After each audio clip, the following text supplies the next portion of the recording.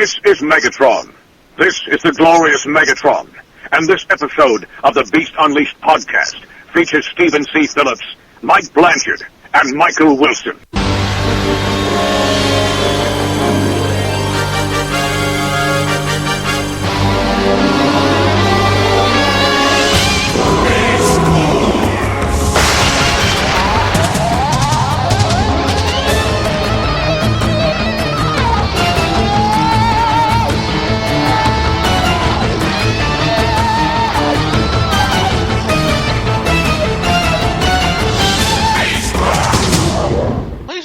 Hello and welcome to the world's first ever Beast Wars Beast Machines review podcast. This is the Beast Unleashed podcast brought to you by the Geekcast Radio Network. I am your host, TFJ and Mike, and I am joined by Steve Megatron. Hello.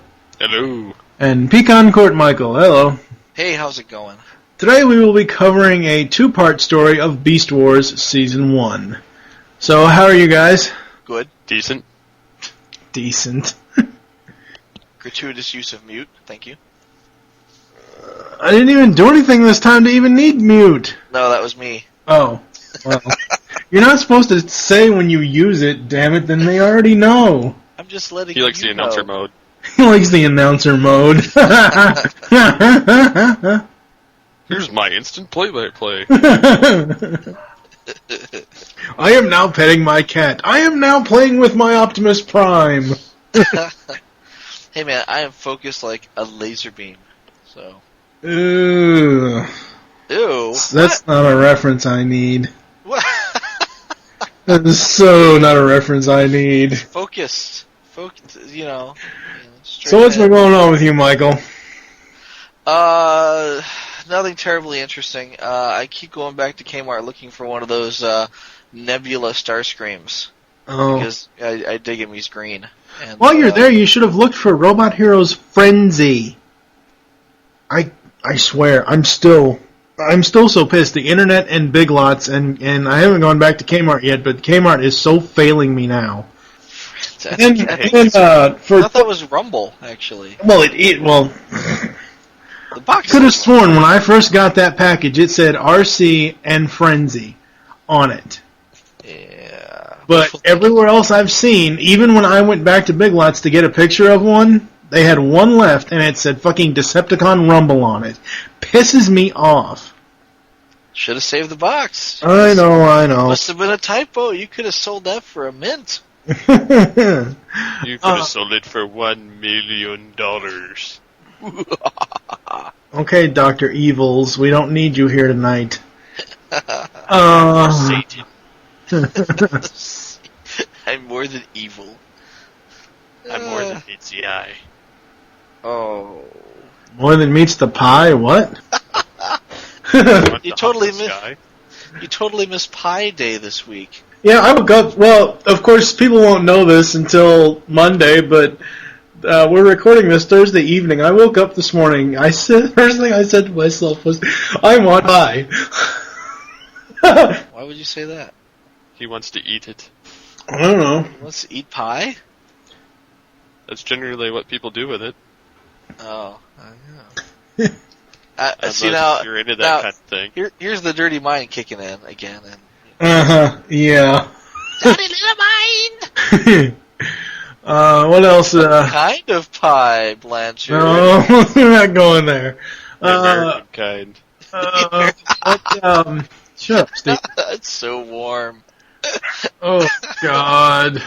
No, we're not taking this episode into a deep, dark hole like we did 2 weeks ago. Oh, dear. What are your children up to, Michael? Any adventures from Aiden or Gavin? Well, yeah, I was going to write a blog post about this, but Aiden is speaking so well now that we're removing him from speech therapy. His speech therapist has said that he is age appropriate, and to bring him back when he's 5. So yeah, we're really happy about that. We're going to give him a couple of years and see if he gets his S blends down.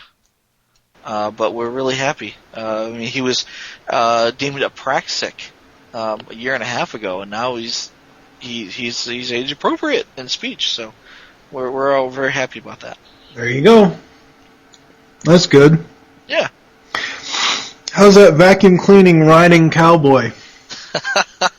He's very headstrong. Stubborn baby. Yeah, wants to do everything himself. and then whines about it when you try to do things for him. Uh-huh. So yeah, getting bigger all the time. Yep. What's going on with you, Steve? Well, recently I had back issues, so,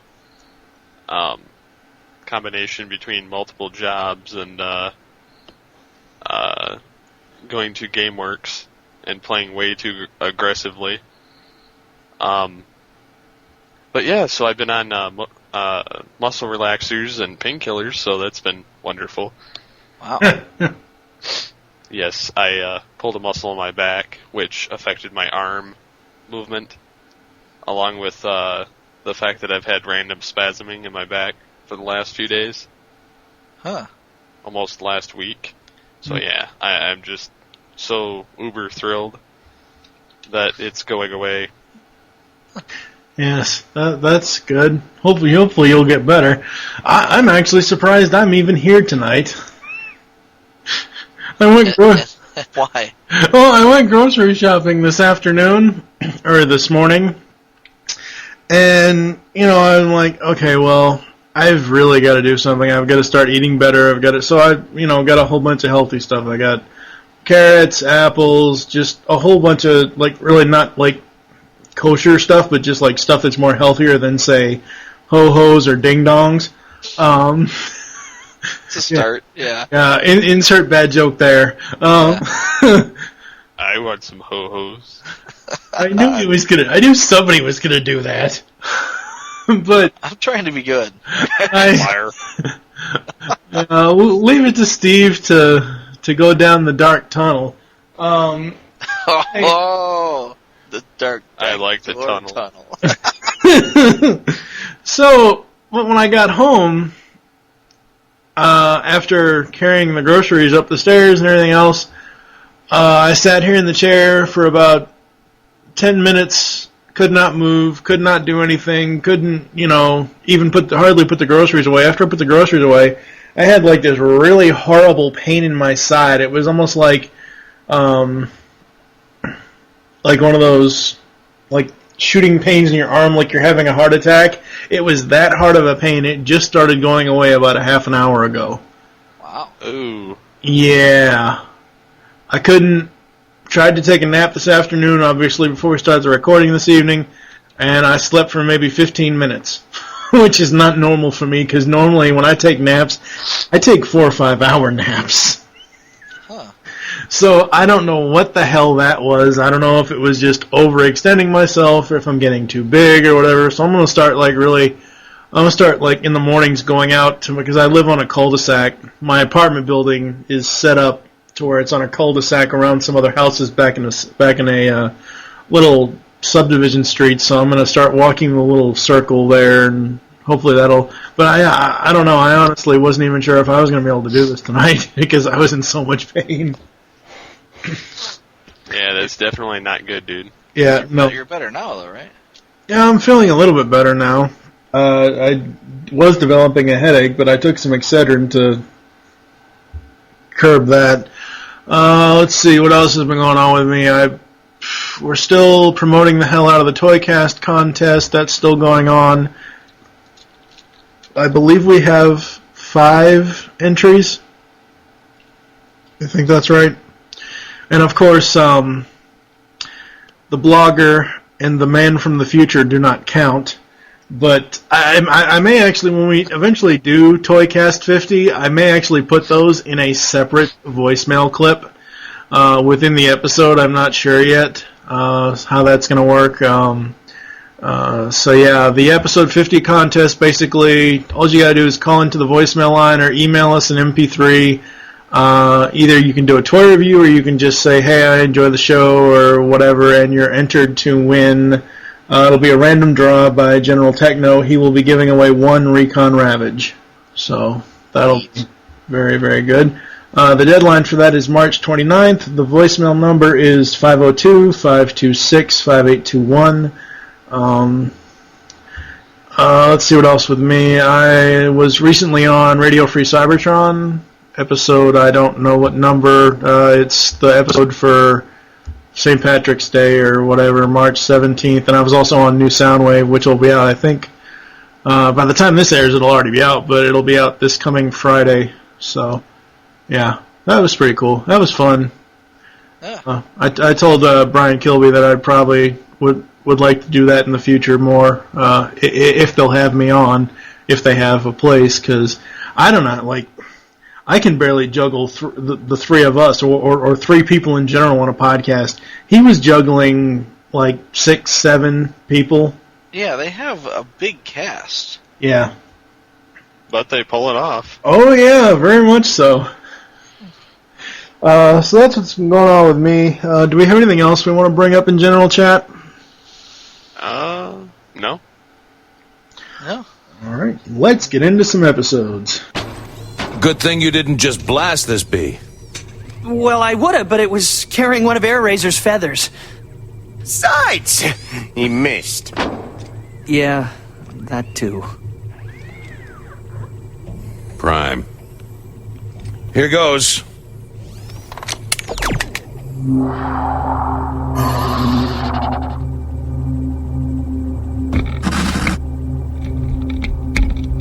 Hey, it's Tigatron! Attention, Maximals! This is a Code 1 emergency message from Tigatron. Airazor has been damaged. She and I are trapped on a mysterious flying island.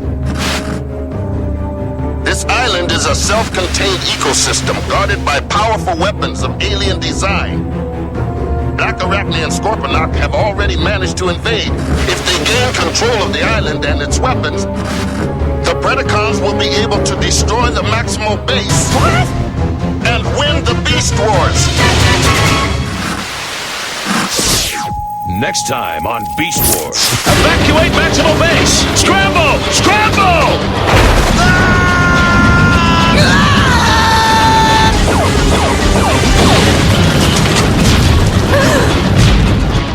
The Predacons have almost reached the obelisk. We must stop them!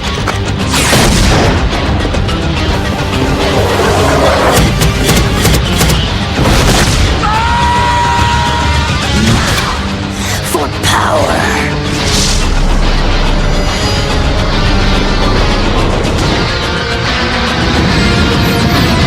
May I be forgiven for what I must do. First up today, actually, we're going to be doing things a little bit differently this episode. Because the trigger is a two-parter, we are going to be discussing it as one long episode. So, the synopsis for Part 1. Patrolling the Arctic regions alone, Tigatron is taken by surprise when Waspinator and Pterosaur attack. The Maximal Scout is thrown off a cliff by Predacon missiles, and rifle blast seemingly falls through a huge cloud, blowing over a deep chasm. Tigatron is shocked when he awakens on a firm ground within the cloud on a giant, temperate, floating island. First note was, this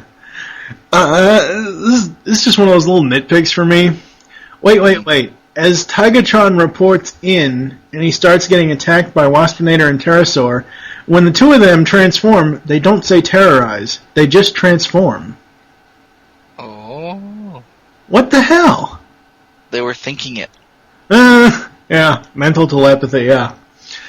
When Airazor is using her X-ray vision, when her eyeball moves and changes little shape, that it was like, pupils dilating or something, just the whole scanner's thing in her eye, that was creepy seeing that to me. That reminded me a lot of Bayformers. The way their iris is kind of like multiple saw blades rotating around each other. Yes. I like the reuse of the Cyber Bee. So is this the second time we've seen a Cyber Bee, Steve? Yes. Yes. It'll be, I believe it's the second out of 3 times we'll see one. Oh, okay. Stating the obvious here, this is most definitely a Tigatron Airazor episode. Yeah. For the two-parter. More Tigatron, though. Well, Airazor comes in the second part, for the most part. Yeah, but I was definitely thinking it's more Tigatron than Airazor. I mean, I like them both. Yeah. Yeah. And of course, I like how, my final note for this one is I like how Cheetor is worried about his fellow catbot. It kind of goes back to what have we already covered the episode where the two of them were captured and they swung through the cages to get free? I don't remember. Wasn't that the probe? It might have been. I don't remember. I remember Big Cat, Little Cat from the Spark. Yeah. But there was an episode where the two of them got captured. Tigatron got captured and then Cheetor got captured. And they were in these cages side by side and they started swinging to and from, because all the Predacons had left the base. I don't remember which episode it was. I don't think that was happened yet in the timeline that we're covering. I'm not sure. What about you, Steve? What have you got for the part 1 for the trigger? Well, you get to see Pterosaur has these awesome cannons. Yeah, those were cool. The bullet bill. Yeah. The snarling dud. Yeah, with the teeth and the smile or the eyeballs on it. Yeah.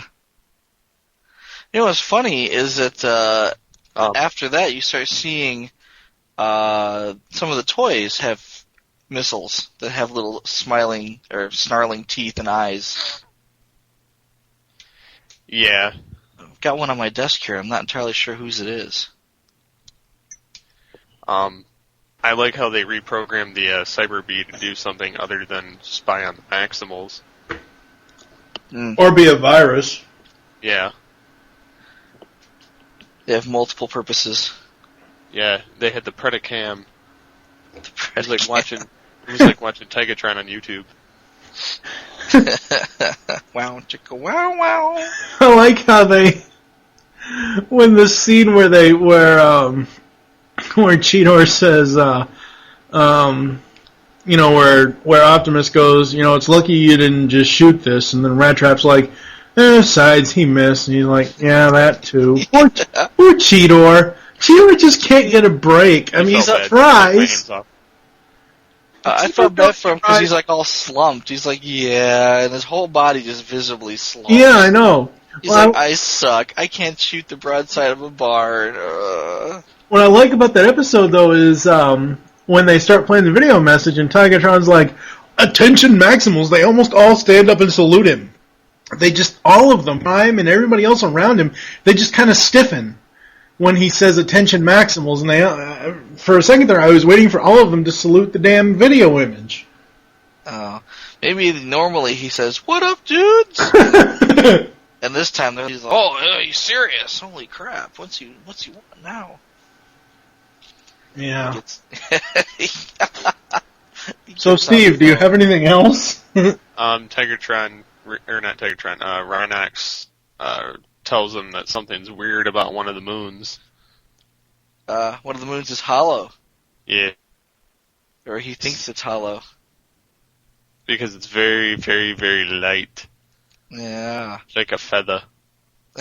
Well, it's interesting foreshadowing for later on. Looking like a moon? It's no moon. That's a space station. It's a Death Star. And it's got an obelisk on it. I know that we've had, beginnings of the alien life stuff. Like, obviously, the Stonehenge thing.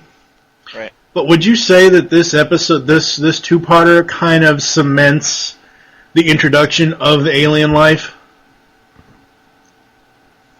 Yeah, I think so. Because, they pretty much say it's alien in origin. And whatever built that, most likely, built the moon, because there was another obelisk on the moon, and it's hollow. Yeah. They didn't actually say, whatever built that also built Stonehenge, but I'm sure it's tied in somehow. Yeah.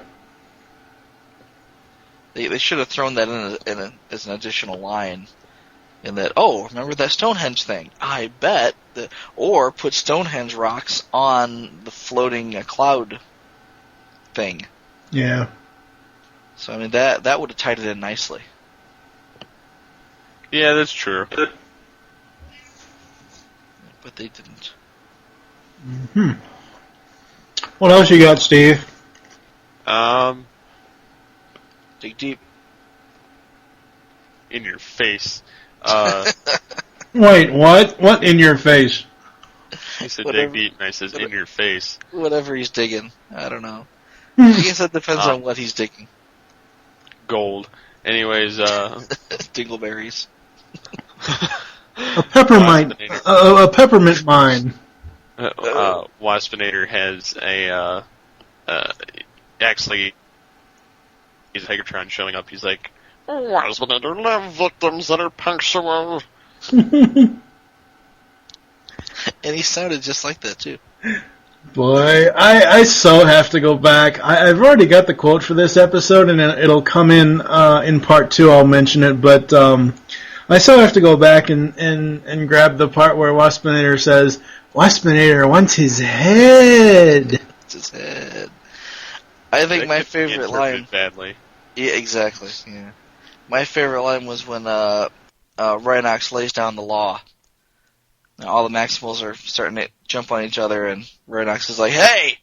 Not now. And they all go, whoa! I like that. As a father, I find it important to hone skills like that. And when your kids get out of line, it's like, there goes the foot. Putting the foot down. Or when Auntie Katie says something stupid. Actually, that's usually Auntie Cassie that says something stupid. Katie's got a head on her shoulders, you know. Well, wasn't she the one that said the S word, and Aiden was behind the couch? Tell me that story. It might have been.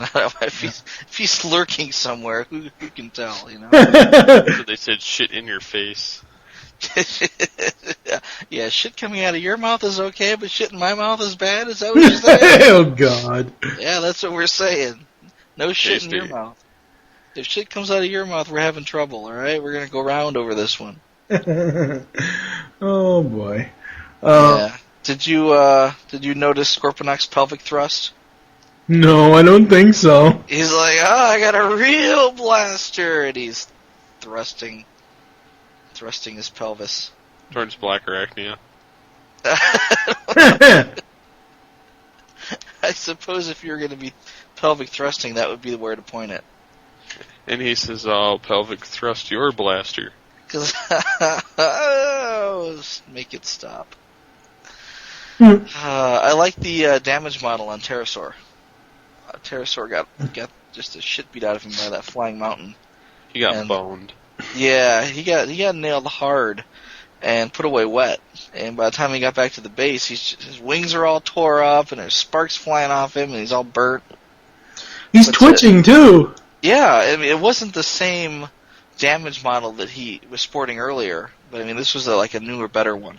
Mm-hmm. I know Waspinator was a little bent out of shape, but not as bad as Pterosaur. Yeah, no. Well, I think that goes back to the fact that Pterosaur is the Starscream of Beast Wars. Of the 3 seasons of the actual Beast Wars series, of course, Beast Machines, whatever, but, it just goes to show you how much punishment he goes through because he is the Starscream version in this incarnation of the Transformers. And it's like, wow, how many times can his head fly off and land in the ground and just have that in your... It's almost like that like the night that we were on the video camera here and my hand was covering the camera. It's like, how many times can you have that same shot? As many as it takes. Exactly. As long as it's funny. Yeah. As long as it's funny watching him lose his head, it's going to happen again. Some odd reason, some of these episodes with Pterosaur losing his head, I'm just waiting for the Red Queen. Off with his head! Or whatever you prefer. Yeah. Yeah, you can't put that back on once it comes off. Yeah. It's a can of worms you don't want to let out. Mm-hmm. Non-refundable. That's right. So at the end, we see the Tower of Doom. Dun dun dun! And the awesome cliffhanger with Tigatron saying, the Predacons will destroy the Maximal Base and win the Beast Wars! You know, it's funny you mention that because this is the first episode I was able to use the next time, previous time. Oh, yeah. On Beast Wars. For the Part 1 audio, which people have already heard by the time that they're listening to this, but the audio, I cut it off right as the synopsis for the next episode, Primal's like, next time on Beast Wars, and then there's all that audio. It cuts off after that, but yeah. I don't know, this is a very cool first parter. I mean, I think one of the reasons why I don't have a whole lot of notes is because I just started watching it. And it was like, for some strange reason, when I watch these episodes to review them, yes, I will make notes, but it's like, wow, at least in my own opinion, the cartoon is a lot better than I originally thought back in the 90s. Not saying that I thought it was bad back then, but it's just, I wasn't into it then, as I am now, obviously. So it's kind of like reflection looking back. Well, and also a nice part about the episode is it starts showing all those alien symbols. Now that comes back into play later? Yes. Ah. Yeah, it's like, ooh, there's a trap space there. Yeah, all those little alien symbols end up on that golden disc, and they also end up in that little floating fortress that Megatron controls in Season 2. Yeah. Floating fortress? The one that he forms to make look like his head. Oh, you mean in Beast Machines? No, in Beast Wars. The alien. Oh, okay. So the giant right. Megatron noggin is a recurring theme? Yes. Yes. Wow, we did that almost in stereo. Now in stereo. What else do we have for notes here on this first part? I noticed that the Maximal's got a new skylight. I had never noticed that before. Normally they have to leave through the chute in the ground and the floor, but now they've got like the skylight that opens up and he just flies out through the hole in the ceiling. Yeah.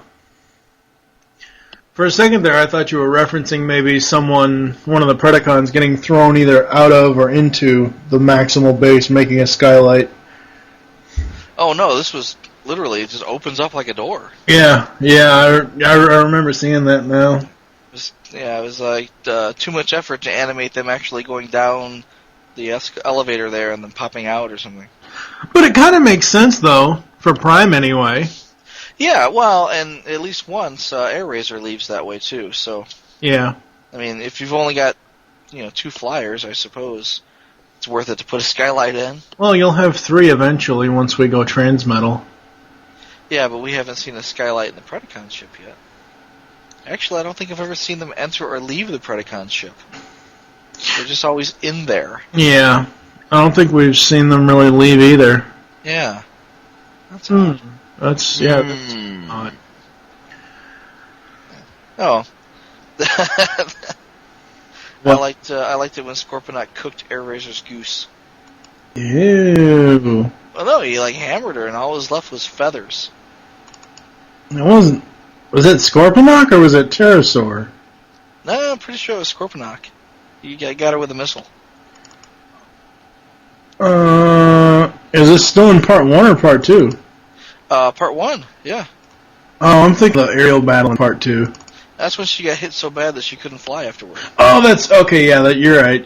Yeah. Okay. I mean, there was just. I got it. It's like she blew up, and then there's a feather, and then there's more feathers, and then there's a bunch of feathers, and yeah.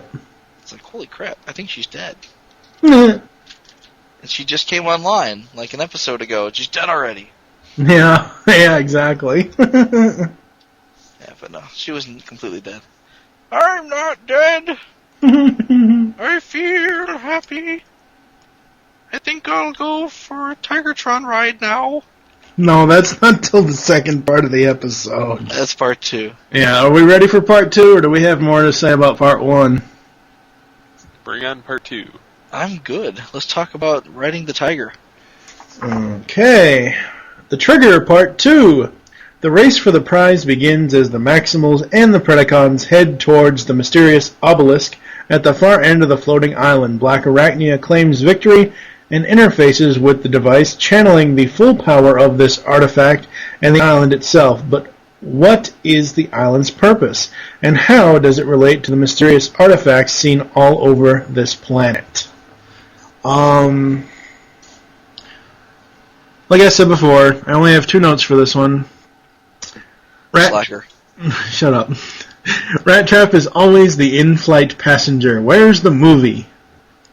Because he's always riding Optimus. He's riding on his back. Yeah. Wouldn't he get his tail singed like that? Yeah, I wonder. Because they're flying, and he's kind of perched there, and I see like they've got this rocket exhaust, the fire coming out of his rocket packs, and there's his tail kind of hanging between them. Yep. And I'm thinking, that tail, he's going to have fricassee tail for dinner. That does not look like it would feel good. Yes.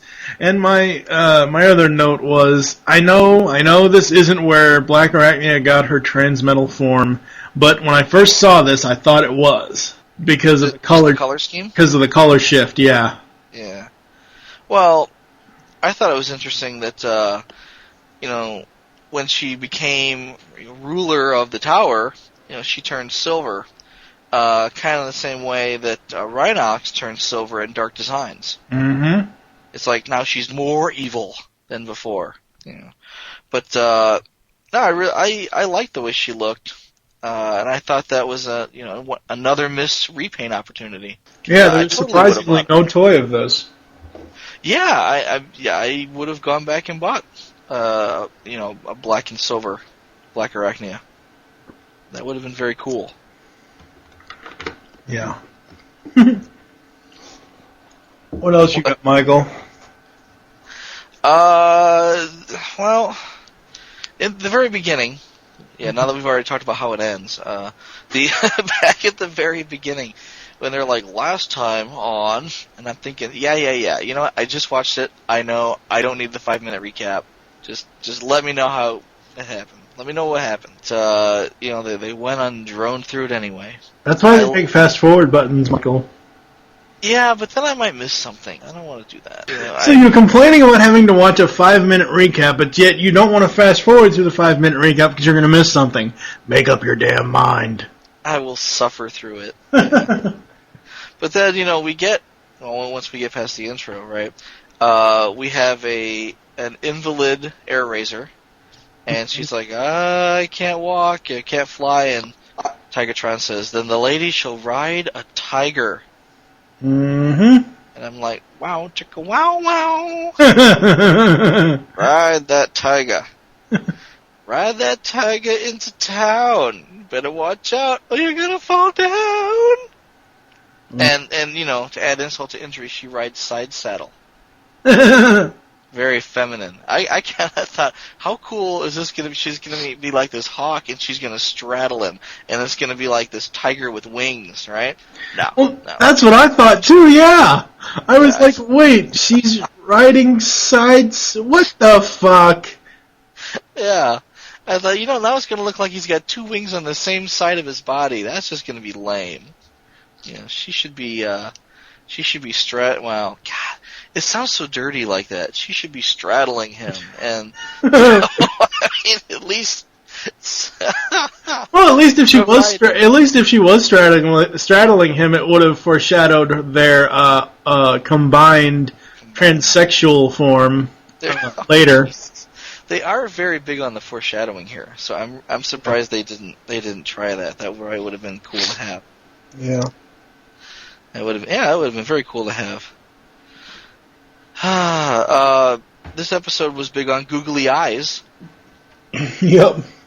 Big googly eyes where Pterosaur gets in close and he kind of tweaks Rat Trap. Yeah. Yeah, he gets big googly eyes there. But he gets saddled instead. Yeah. Pterosaur it's like, Optimus isn't the only one with a rat on his back.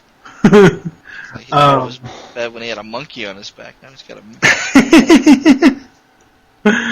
a The actual quote for this episode, I mentioned it earlier that I'm probably going to have to go back where Waspinator says, "I want his head." The actual quote for this episode is where he says to Pterosaur, "Pterodactyl, idiot!" Yeah. Pterosaur never learns. No. He's just like, I wonder why I got my ass shot off in the last episode. Could it be because I'm using energy weapons? And what does he do this episode? He opens up with the energy weapons. But Waspinator caught it, and he's the dumbest one on the show. Uh-huh. Something I'm noticing, because I'm just browsing the wiki for this episode. Megatron is absent in this entire episode. He is not shown at all. Huh. Yeah, I guess you're right. Well, I know I'm right because it's not listed in the wiki under the episode where it says featured characters. Yeah. Because the numbers indicate order of appearance, and under the Predacon side you have Blackarachnia, Scorponok, Pterosaur, and Waspinator. Well, this is all about, the various Predacons trying to gain power that they all strive for. No, I know, but I mean, you would think that the leader of the Predacons, who, you would think that Megatron would show up somewhere. Yeah, I was going to say, didn't Megatron send them there? But he would have been in part 1, not part 2. Yeah, he was in part 1. Yeah. He was in part 1. He's not in part 2. Huh. He may have been in there when, in the original draft or something, but just didn't make the cut. Yeah, Megatron can't be a football player this year. Yeah. Well, they cut him for all the explosions. Ah, yeah. Blackarachnia takes over, and there's nothing but just, laser fire. What'd you guys think of her voice change when she took over? That was kind of cool. I think it became a little more, godlike, for lack of a better term. Yeah, very true. Yeah. But, that's what I thought was strange, was that, every time the tower fired, it would have to have a warm-up period. And she actually mentioned at one point, we have to get in there while it's warming up. Or recycling, or whatever the term was. But then when she takes over, it doesn't need to warm up anymore. She's just blindly firing all over the place. Which didn't make much sense to me, because, I understand that she's trying to shoot the Maximals, but there's only a few of them on the island, and they're pretty close to the towers. She's just blasting the whole island, just for fun. Yep. It didn't make any sense, but I'm thinking, Michael Bay went back in time and directed this episode. No. He said, I need more explosions. I'm going to need a butt-ton of explosions on this episode, because that's my thing. And next thing you know, you've got her firing blindly all over the island. I was surprised that, this never-ending torrent of fire that she's raining on the island didn't destroy it. It actually took Tigatron to blow up the engines before it was destroyed. Mm-hmm. But the crash was epic. That was a very cool crash. Oh, yeah. Yeah, I thought they did a really good job animating that. Oh, yes, they did. What about you, Steve? What do you think? I like how they inverted Blackarachnia, and yet again, no repaint. Yeah. Which would have been cool to see had they actually had the correct, or had a good toy base instead of basically a repaint of tarantulas. Yeah, if the toy would look more like the TV version, that would be worth, I don't know, maybe sending over to Frenzy Rumble and having them give us a good one. Yeah, it was something that you and I touched on when we talked about, this is actually us coming from the future again, when we recorded Toy 51, where I talked about Airazor's Fox Kids repaint toy. The fact that she has no face, and the fact that she's not cartoon accurate at all whatsoever. Yeah. It just goes to show you that, I don't know. I don't think there was a Transmetal Airazor in the show. I don't think, no, there wasn't, but what I'm saying is that at least have something that's cartoon accurate of Airazor, whether it's her regular face or whatever, but I don't know. Well, I think that I was about to say, I'm looking right at it. I think that the non-transmetal version of Airazor is more cartoon accurate. Oh, okay. Well, I haven't seen that, so. I've got it right here in front of me. I'm trying to kneel down and look at it without actually ripping the headset out of your ear. Exactly. Doesn't quite stretch all the way across my room to my shelves, but yes. But yeah, actually, my Airazor's like front and center right here on the other side of the glass, but I just can't seem to see. It looks like I have little kid fingerprints on my glass, so I can't see her very well. What else about this one, Steve? You got anything else you want to talk about? I like how they actually had Blackarachnia and some kind of a power thing, basically running the show for once. Instead of having like Pterosaur try and steal the power, whereas this is like, it's not even like she's trying to gain control of the Predacon. She's just wanting power for herself in whatever means she can get it. Yeah. I think it turned out pretty cool. Oh yeah, overall, I mean, the two-parter itself, it was a good story. I didn't really have any issues with any of just the overall plot lines. I find it very difficult to believe that Tigatron could have survived the radar thing falling on him, but in part one, but just overall, it was a good story. It wasn't like I couldn't. It's clear that he was pushed into the snow underneath it, though. True. It's kind of like, when someone's being chased by a steamroller and they get pressed down on top of or under the steamroller wheel, and it's like, oh, they're dead. But they're not really dead because they're pressed into the cement. I should so have the Judge Doom squeaky voice put in that little space right there. Yeah. You remember me, Eddie, when I killed your brother? I looked just like this! Yeah. Oh, boy. So I think that's going to do it for the Trigger two-parter. Oh, you forgot to mention that at the end, they kill Mothra. Huh? Mothra! The hell are you talking about? There's this butterfly that floats around the whole episode, and at the end they kill it off. Just to show that all life is dead and paradise is now officially lost. Oh. Yeah, it's a little butterfly and it comes back scorched and lands at Tigatron's feet. Oh, okay. It was and dies.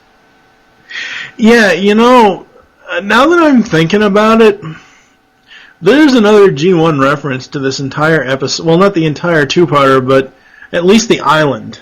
The island is pretty much the Golden Lagoon. I don't know, that's what I thought of it as well. Yeah. Because if you go back to the G1 episode, The Golden Lagoon, it's Beachcomber finding this totally separate, thriving place with this golden water, sewage, whatever, piss, whatever you want to call it, outside of the battleground that's going on across the wall of the mountain. Same thing with this, is the only difference is that it's a floating island, but it's pretty much the same thing. And silence. Yeah, you completely lost me. Alright, sure, I'll buy that. Alright, anyway, that's it for this episode. We'll be back with the outro. They were all scrap, but the defenses! And your leg! Hey, leave it to the rat! I'll handle it. You just run!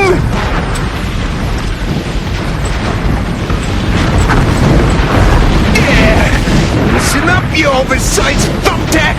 Try a little taste of this!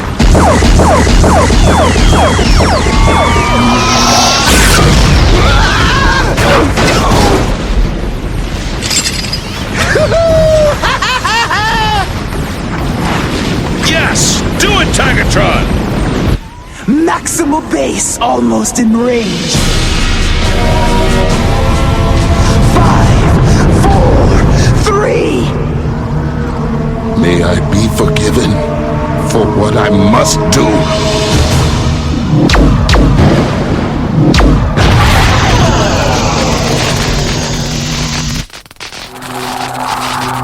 What? No! No! Yeah!